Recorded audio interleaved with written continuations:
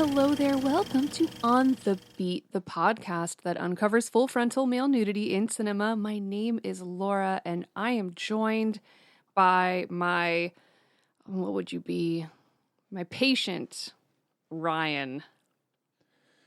Hello. I'm the it'd be doctor. like, I'm your fellow addict, Oh, sure. Ryan. We're in Because they this have that together. thing in the story where they're the thing, you know, and they're both doing the bad sugar, you know. So I love crack. That's what they say in the movie. Okay, that's what he definitely says, yeah. we are talking He about... makes no illusion of the fact that he loves crack. I mean, I bet if I tried crack, I'd also like it. Yeah. Also, there has never been a more emphatic delivery of that particular line of "I love crack," other than what's exhibited in this film. And the line came from the 2018 psychological drama A Million Little Pieces, directed by Sam Taylor Johnson, starring her husband, Aaron Taylor Johnson. This is a stacked cast. Like, every time a new person walks on screen, you go, oh shit, look at you. Look at who you are. Oh, look, it's Billy Bob Thornton. Oh, look, Odessa Young, Giovanni Ribisi, Juliette Lewis, Charlie Hunnam. The issue is that with it being so stacked is, you know, we're focusing on Aaron. Aaron's in every scene. But then, you know, all of these other, probably like the character actors of the 2010s kind of showing up. And they get maybe a handful of scenes each. That's really about it. But they kill Some it of every them barely, single one. They do, yeah. Every single scene that they're in is great. But yeah, they never have any more than, say, like 5 scenes in total. Yeah, Ribisi is Juliette what a Lewis. treat. Well, it made me feel like, is this, or any of these actors, or the reason these actors are in this film is because they were part of like a 10-step program at some point. That's what I wondered. Now, Isn't if it they're 9? not, then that's obviously doesn't really I don't know matter. how many steps there are. Well, let me... The 12 steps. 12-step 12. program. Yeah, What's 12. 9? Yeah, 10. the 9. Whatever. Sorry. I'm so sorry. My God. The synopsis of this film that I pulled from Letterboxd is... A young, drug-addled writer approaching the bottom of his descent submits to 2 months of agonizing detox at a treatment center in Minnesota. Nice. I didn't see him writing anything in the whole movie. Except for all the papers he set on fire. Well, he likes to read and stuff. Plus, he was also narrating as well, which is this is the film equivalent of writing it down. Okay. Of it being biographical. So, well, do you want to tell us a little bit about Sam Taylor Johnson? yes. So Sam Taylor Johnson, British filmmaker. She's an OBE. She began exhibiting fine art photography in the 1990s and then moved to more video art, like multi-screen art exhibition stuff. It's kind of like, I kind of liken it to, like, say, like what Bill Viola did in the medium of fine art and video art.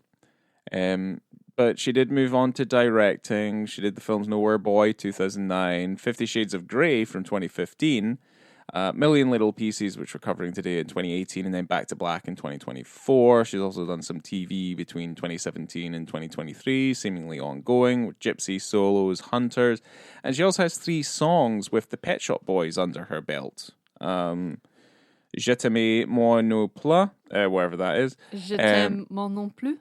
Oh, whatever. Love to Love You, Baby, and I'm in Love with a German Film Star.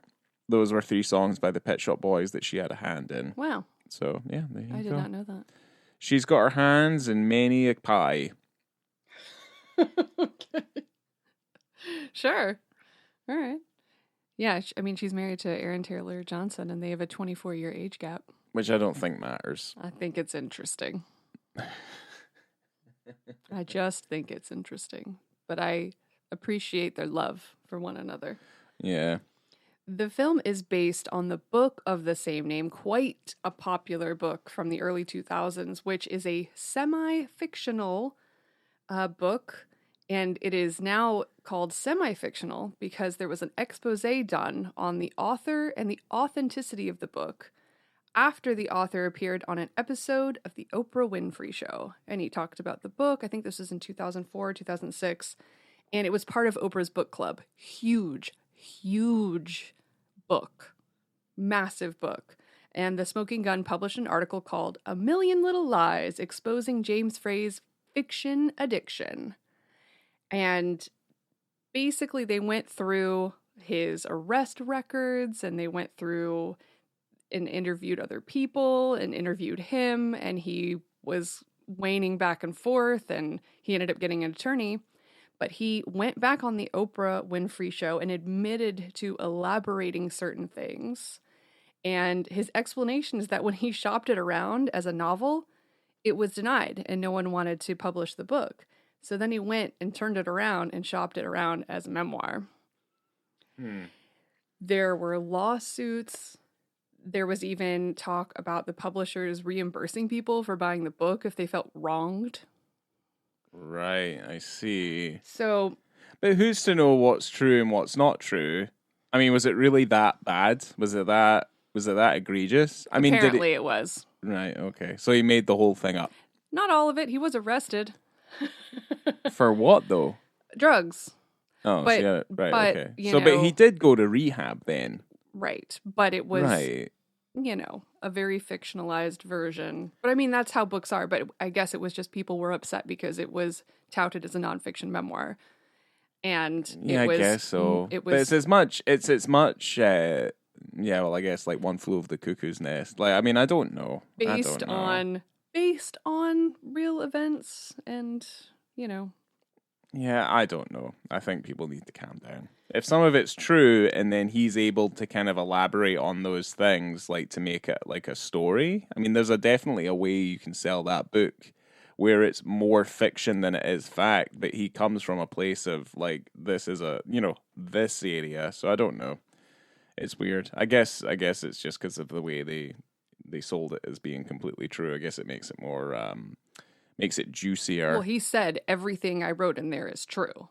And then when it came out that it's not so true, that's where he got himself into trouble. It didn't have to be that way, but he was like, yes, it happened how it happened. And I wrote it down. Yeah. Before it was exposed. I mean, he did have an out, though. He could have been just like, I was on drugs. Yeah, right. It's like, okay. There was a bidding war for the rights to the book because it was so incredibly popular. An Oprah book. So there was a bidding war. Lawrence Dunmore, who directed the Johnny Depp vehicle, The Libertine, if you remember that one, was... Absolutely. How could I forget? I know. Was originally set to direct, and then it was eventually, he was replaced by Mark Romanek, which, we know him from 1 Hour Photo and other such things. Yeah, but Mark Romanek, as we've come to understand, he's kind of difficult. He's difficult to work with, I think.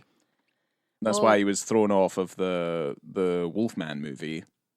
And he made something else. Even then, I think his demands are always quite strict as a director. So, well, everything fell apart because of the controversy about the fiction, and everyone was just angry at him.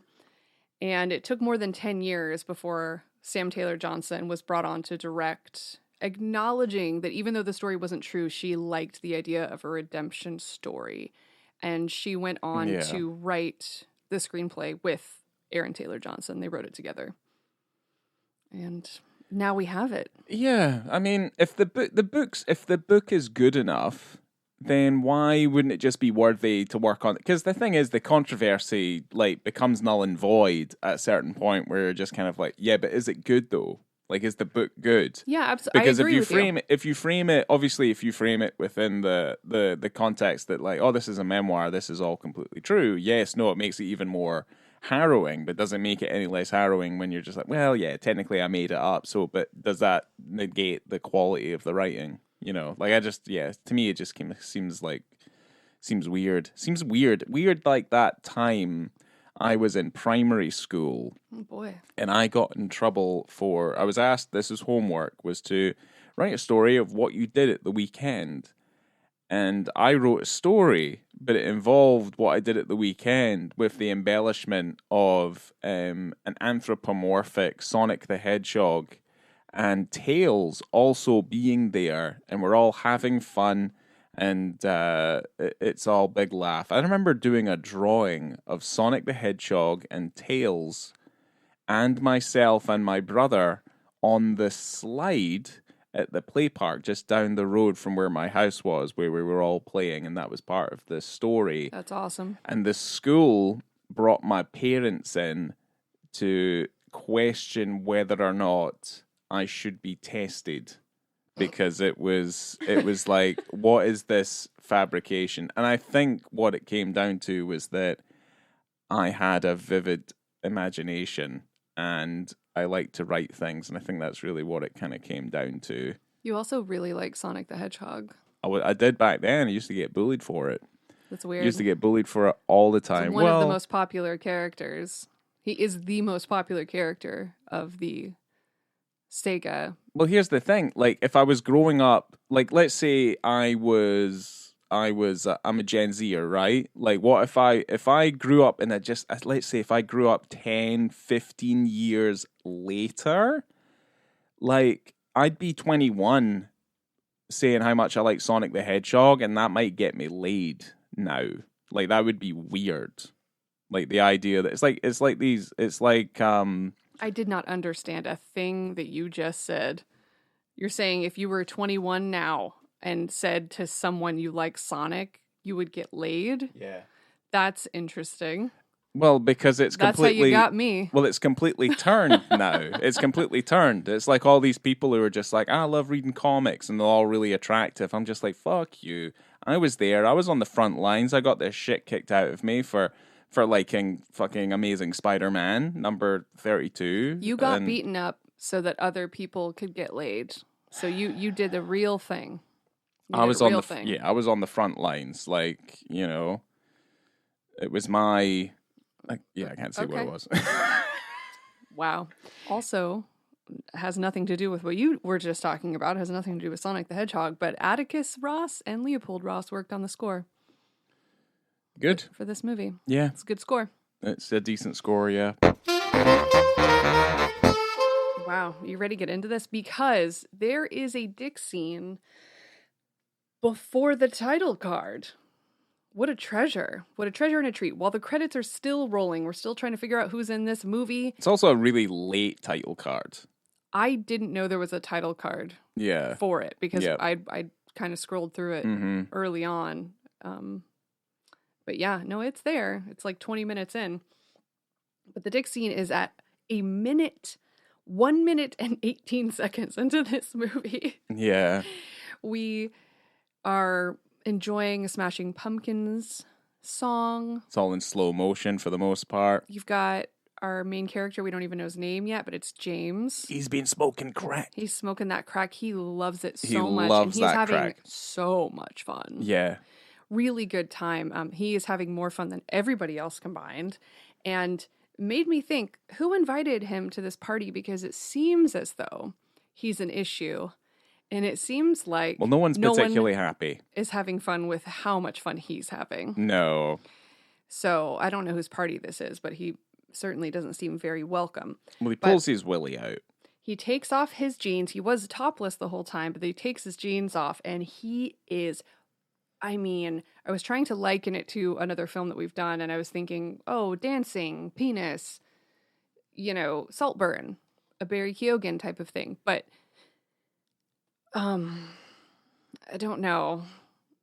Barry Keoghan's is quite sinister. This is just a little bit sad, but he is swinging. I mean, he is hanging hog, swinging it around. Yeah. Like... It's dangerous. I mean, yeah. Like if it looked painful how much if you're that at eye thing was level, moving around. if you're at eye level with it and it like catches you in the eye or something, you might lose your eye. That thing is something. Yeah. I mean, but here's the thing: it's offset by the fact that he's on crack and no one's particularly happy. No one's enjoying the dance. Well, you're like it's like that scene in Bad Lieutenant. I think Bad Lieutenant's maybe worse. Like, it's sadder than this one. Because at least, it's offset by a couple of different things. But at the same time, it's still pretty fucking sad. Because Bad Lieutenant takes a long time for that to happen.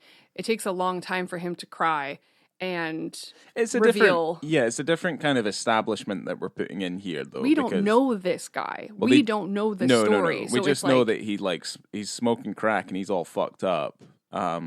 But it's a different kind of establishment, because this film's trying to do something completely different, and what it does really, really well is that it forces you into how this man like views the world and how his life progresses, where he's here 1 minute and then doesn't know how he got somewhere else in the state that he's in, from one place to another, which I think this film does very, very well. Because you feel like it starts off some way and then it goes down a completely different avenue. Because you are not in his drug-addled world. Yeah. For very long. It's the beginning of the film, and then he's in rehab the rest of the movie. Yeah, because that's not what makes the story interesting. No. I mean, there's flashbacks, but it's not, you don't really tell a lot of what's going on. But yeah, it's kind of very introspective, because it's obviously the main focus of it is on the therapy aspect and living through the amount of horror and damage he's done to himself over, I mean, Christ, since he's a preteen? Like 8 years old? Yeah. You're just like, what the fuck?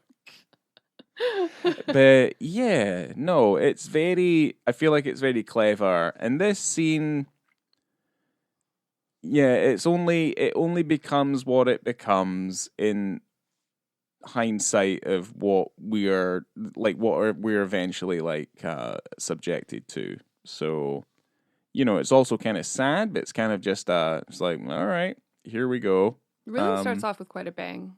It does. Yeah, it does. I liked it. I didn't write too much about this movie, except I wrote in really big caps that Charlie Hunnam's character, which is the brother of James in the film, is driving my dream car. He's driving a Jeep Grand Wagoneer, and it's beautiful. It's the Christmas Vacation, isn't it? The station wagon? Isn't that what that is? It's kind of the same thing. I'm sure it's either in Christmas Vacation or it's maybe in Uncle Buck or something as well. Oh, it was a hugely popular car in the 80s and the 90s. Huge, huge, huge. My aunt had one, and it was incredible. And I want one. I'm going to get one of these days. But I don't know if there's too much we need to say about the film. Well, I do also want to bring up when Giovanni Ribisi's character shows up, because everyone is in the treatment center, he hands James a card, and it has his name, what is his name? Let me look. John Everett. It says John Everett, sexual ninja, San Francisco and the world. And I was like, ooh, what's going to happen here? And what does happen is we have another penis scene at 27 minutes and 40 seconds into this film. Yeah. Where John Everett, sexual ninja, San Francisco and the world, shows up while James is having a sad shower cry. Little sad shower introspection while he's on the ground and just thinking about all of his troubles. Yeah. John Everett, Giovanni Ribisi, swipes open the shower curtain while James is on the ground, and he's naked. He's naked, yeah. And he says something like, "Why don't you just give it a try?" I don't have it down, but it is basically with the implication of just like, why don't you try it? You know what? There are certain, I got pally with a gay guy when I was younger. Oh, sure. Yes. And he's just like, why don't you try it? And I'm like, I don't think I'm that interested. And he's just like, but why don't you? Fair question. And I'm like, I don't. Why not? Well, sometimes you just know. YOLO. Give a man a kiss. Everyone wants to see it happen. I think I got a peck. Nice. Off of him on the lips. Very nice. But yeah, I kind of knew. I knew I wasn't interested. Maybe you just weren't interested in him. I'm just interested in women, baby. Okay. That's all I want. I've kissed a lady. You can't force a dude to get on with another dude. That's just not how this works. Well, that's called rape. So that's assault, brother. Anyway, Ribisi gets in the shower with Johnson. He does. They have a little wrestle. It's kind of sexy. No, it's not sexy. It's not. Sorry. It's kind of a bummer just because I think that... Well, that's what I wrote. Taylor Johnson's character is trying to be polite because he doesn't want to cause any issues, but he's just like, friend, please don't attack me with your dick in the shower. I would rather not. All the wet slaps and the pushing away and stuff like that. It's like, no. It's Yeah, like, why don't both you try men are it? nude. Why don't you try it? You see more of Taylor Johnson than you do of Ribisi, but you see plenty. And he's underrated as a hog hanger, I gotta say, because there's other movies where he hangs dong, and you don't expect it when you look at the pantheon of the men when you think who has dropped trowel in a film, you know, and first thing you think like Harvey Keitel or Michael Fassbender. You don't think Ribisi. You don't think Ribisi, but this is No. the second one that I know of where he gets nude, and it's always a surprise. I'm like, oh, damn, good for you. Well, Ribisi's now, like, he does more cinematography and stuff now. Yes, and he restores old VistaVision cameras. Yeah. That's super cool. Mm-hmm. Because didn't he give it to... Gave that camera to Paul Thomas Anderson and he shot, one battle after another. Yeah. Yeah. What a nice man. He did the cinematography. Was that Strange Darling movie? Yeah. Like from last year, I think. So, yeah, you know, he's getting around. Look at him. He's having a nice time, and I think there goes Ribisi.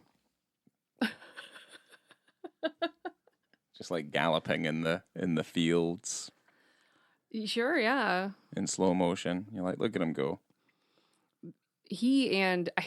Every time I see him and Juliette Lewis together, I always think about that movie from was it 1991 that I don't think would be made today, called The Other Sister, where they both have a disability, but they fall in love. Yeah, you told me about this. We have to watch it. Yeah, Ryan had never heard of this movie, and I remember it very clearly, the cover of it, where it looks so Juliette Lewis sounds so incredibly insulting.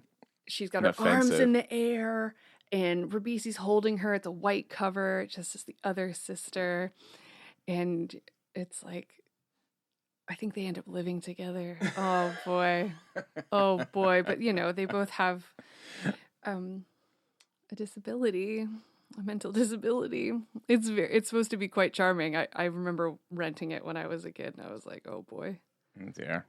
Problematic. Yeah, that's why no one talks about it anymore. No, it's kind of no, it's not. I'm not going to bring that up. I'm not going to bring up Tropic Thunder. But it's like almost like that.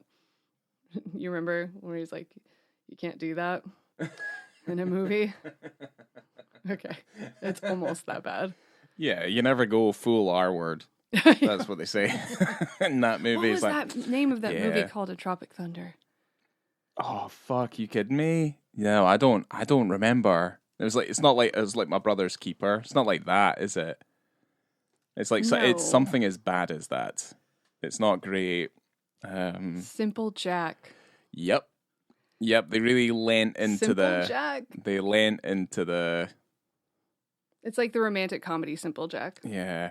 Yeah, he really lent into his disability. I think that's just what the problem was. Which is also, it's even weirder that it's coming from Robert Downey Jr., who's also playing a black man in Method. And then when you do see him without the blackface on and stuff like that, he's like the blue-eyed, like blonde-haired, like Aryan man. Oh, right. In that movie, yeah. Yeah, it's better that he's like, yeah, no, like I know how far I'm going, but you shouldn't have gone that far. Right. It's a shame our friend of the podcast, Josh, isn't here, and I don't know if I'll ever admit this to him, but this is the first movie I've seen where I didn't hate Billy Bob Thornton. I fucking like that dude. I've always liked him. I don't like him. Nah. I've never liked him. Yeah, he's always creeped me out and freaked me out. I don't like watching his movies. I don't like when he's around. Sometimes he shows up on commercials on the TV because all streaming platforms have commercials now, and he just shows up like that show where he rides horses and he's got a hat, or he's like selling a car. I hate it. I hate every time I hear his voice. I walked into the kitchen while we were watching this A Million Little Pieces, and I heard him, and I'm like, oh, he's there. He's fucking there, isn't he? And he's like, and Ryan's like, yep. Yeah. Just showed up halfway into the film. Yeah, but I have no issue with him, Sure, at all. of course. But this is my cross Simple to bear. plan. My BBT cross to bear. He's really good in Friday Night Lights. That movie's real fucking good. Oh, crap. That's another one we're going to have to do one day. Friday Night Lights? Right? Oh, no, it's the other... That's Any Given Sunday. Any Given Sunday. Yeah, that's the Oliver Stone one with Al Pacino. Yeah, that'll be equally as interesting. Yeah, we'll see about that. We'll schedule that for football season. Yeah. When is football season? I don't know. End of the year? Yeah, it's just... The end of the year? Like in November? Isn't usually football on Thanksgiving? Isn't it the fall? Doesn't it come back in the fall, maybe? That's the end of the year. All right. Okay. Yeah, I don't know then. I don't know. As the winds get chillier? I don't freaking know. Do you smell the wind? It's football season. I can smell it. I can smell the wind. Yeah, I don't know. It's just... He's been a really difficult person for me to see on screen, even if the film is good. To stomach. Well, when I worked at Hollywood Video back in the day, and I'd worked by myself quite a bit because I was the manager, and not a lot of people came into the video store before 5 o'clock. So friends would call me. I still don't remember who did it, and I probably just forgot. But someone would call me pretending to be like Billy Bob Thornton Sling Blade, and be like. Saying Sling Blade quotes to me on the phone, like prank calling the video store and doing Sling Blade quotes at me because they knew I hated Billy Bob Thornton. But guess what? It didn't work because I'd never seen that movie because I don't like Billy Bob Thornton. So it didn't work. I just had some guy saying weird stuff to me on the phone all the time. I don't remember who was calling me, but it was a friend that knew how much I disliked Billy Bob Thornton. Are you sure it wasn't just Billy Bob Thornton? Why would he be doing Sling Blade jokes? Because he knew that you disliked him so much, so he's just like, I'm going to fuck with this girl at the video store. He doesn't care about me. And I'm saying I was impressed by him in this motion picture. Yeah. This movie, it's because of how incredibly popular it was and so in the zeitgeist at the time of the early 2000s, mid 2000s. And then it came out a stacked cast, and the movie is good, but it didn't get a proper theatrical release at all. It premiered at Toronto, had a limited release, and then headed straight to streaming, and it lives in streaming now. It made less than $90,000 at the box office. With a cast like that, I mean, it's a sad movie, but it's one of those classic all-around redemption tales, but it's just odd to me how little traction it got. Because you have a director who's quite... Well, she was on the up and up. Exactly. Yeah, she was on the up and up. Aaron Taylor Johnson, quite popular. I mean, Christ, 50 Shades of Grey made a shit ton of money. I cannot believe I didn't realize it was her that directed 50 Shades. And then Charlie Hunnam was supposed to be in 50 Shades. Yeah. And then he ends up in A Million Little Pieces. Mm-hmm. With other boys from that show with the motorcycle lads. Yeah, Sons of Anarchy. Yeah. Also, there's a guy who's in Romeo and Juliet who's like Mercutio's friend is in this movie. Yeah, he's excellent. That other guy is in that movie. I'm just saying the other guy. That one guy that's in all the horror movies. He has a black hair. Ryan, what's that guy's name? With the black hair? Yeah, that guy. Oh, you mean Polka Dot Man? From Suicide Squad? Yeah. That dude? Yeah. He does a podcast and stuff now. Yes. Yeah, no, I can't. Not off the top of my head. I don't know his name. David Dastmalchian. Yeah, I did not say that right. David Dastmalchian. That sounded really bad. He's in everything. He's in Prisoners. He's in Dune. He was in the new Blade Runner. That guy's in everything. It's like those beautiful character actors that are in everything. All of them are in this movie, and it's really nice.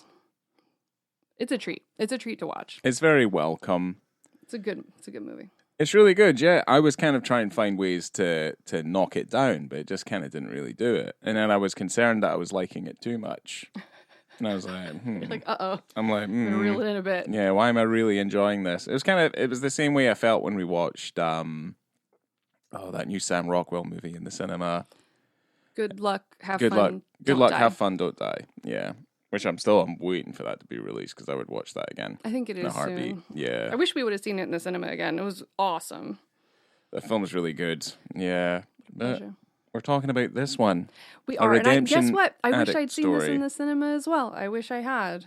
Well, it seemed like it didn't have much of a chance. No, I At all. It couldn't. seems like they kind of buried the fucking thing. I didn't go to Toronto, but I will go to the Florida Film Festival, which, I don't think it played there either.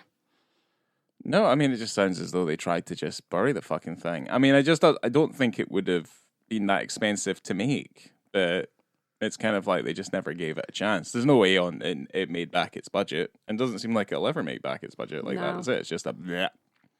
Like a write-off. They just tax write-off. So you forgetting about the tree beat up? Yes, the metaphor The of visual the tree. metaphor? Yeah. It was like to keep people on the straight and narrow.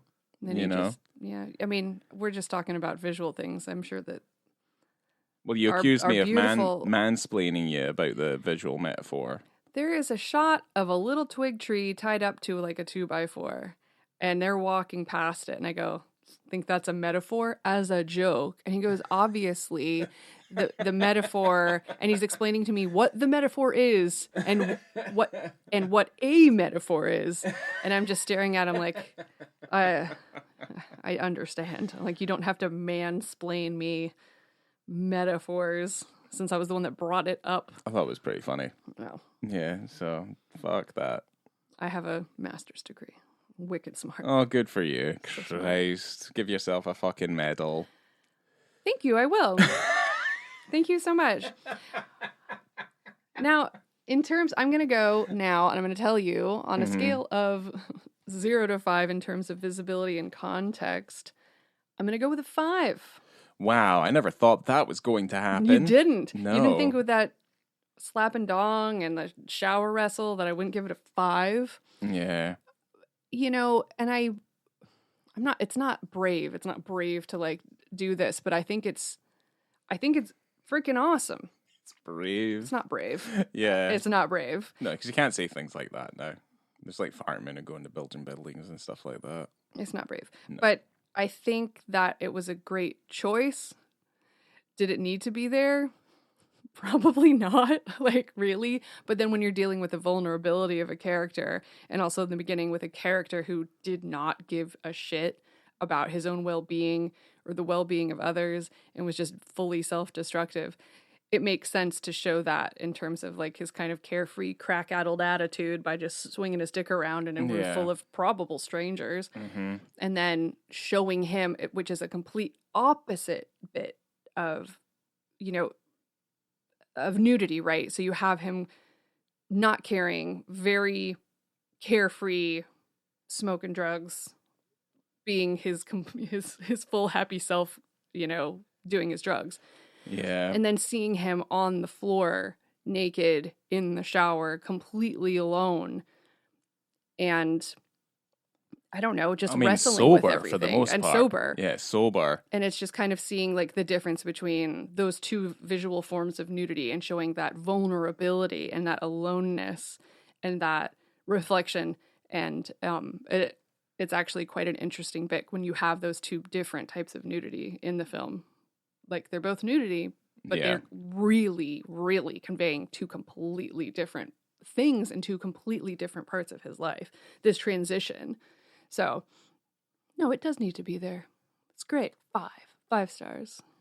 Yeah, I think I'm going to agree with you on that one. And Docking station. And I do want to add to it, but I think it's more about the film itself as opposed to these scenes. Because I agree with you, and I think it kind of harkens back to those things that I said when there's that scene in Bad Lieutenant, where it is about the vulnerability and what you're shown, and everything is like you're just kind of taking the book by its cover, and it's exposing all the filthy pages.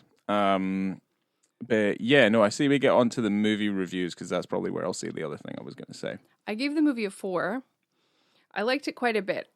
Reflecting on it, maybe it won't stay a 4 forever, but this is not the type of film I'm going to watch a bunch of times. I would watch it again if someone else was like, let's watch this movie.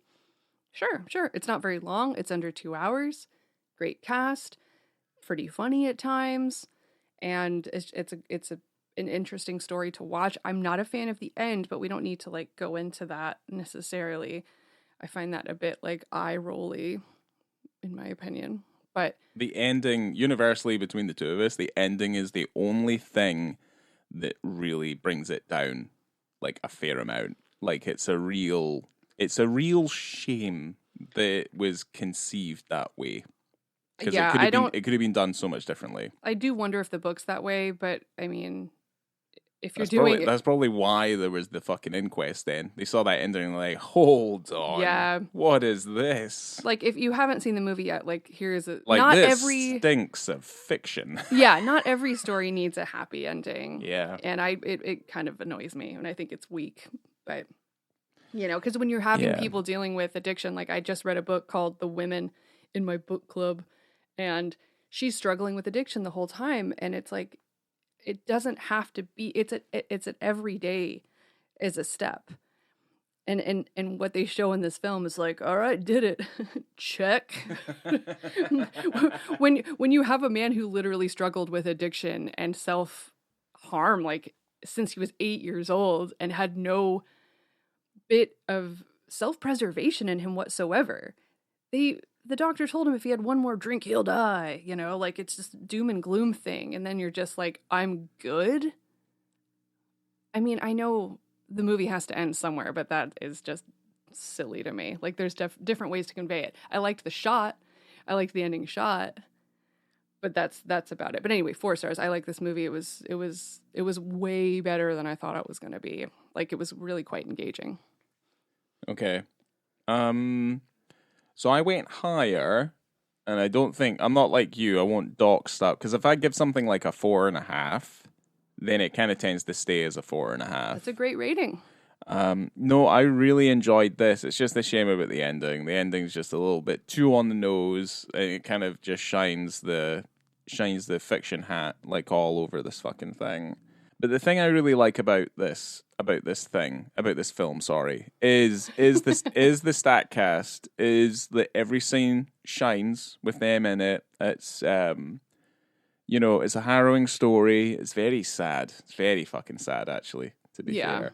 There is some uplift, and certainly a lot of that comes from like the characters and the friendships and the relationships that they all kind of take with them. But to me, the stuff that really shines in this is how the film very well illustrates how drugs and having an addiction can take away so much time from your life that you don't even realize it. It's like people who suffer with ailments like anxiety, depression, like all of these things that just like overcome your mind. And you're just like, wait, hold on, what fucking day is this? Because that's something I liked about the beginning, is that you have this moment in time where he's in his element, and then he wakes up and he looks all fucked up, and you have no idea how much time, like he wakes up on a plane, like you have no idea how much time has passed there. And then like Charlie Hunnam, they're having conversations at the rehab, and he's like, what do you mean you're divorced? He's like, yeah, I got divorced 2 years ago.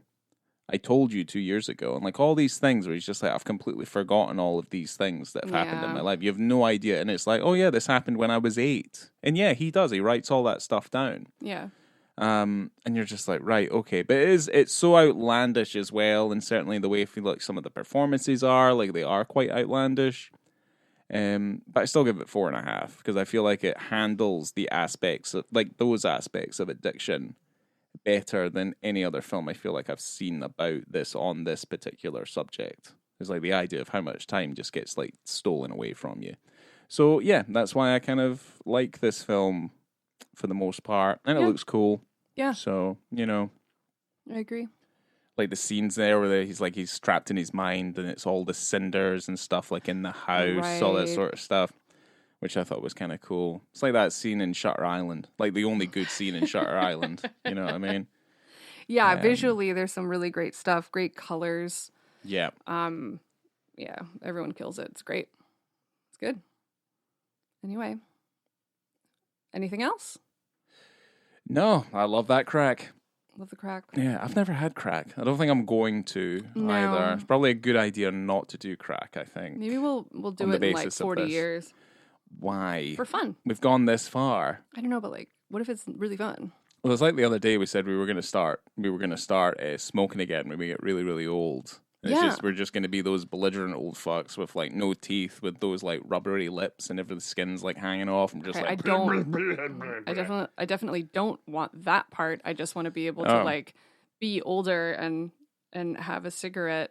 I didn't really smoke before, but it'd kind of be fun to take it up later and then have like martinis and stuff and like smoke Virginia Slims. That'd be awesome. Not now. No. I could wreck my older body. I'm glad you're thinking I'll still be around in 40 years, but yeah. Anyway. Yes, treasure.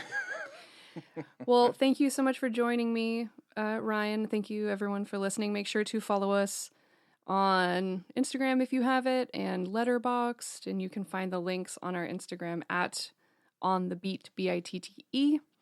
And we've got a website too, which is onthebeat.com. You can find a bunch of stuff on there. If you're like, oh, what timestamp was that? It's on there because I did it. I wrote it and I made the website. And you can rate and review us too and be nice.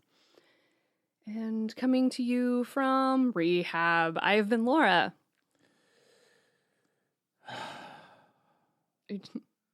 I'm Ryan. Okay. Thank you.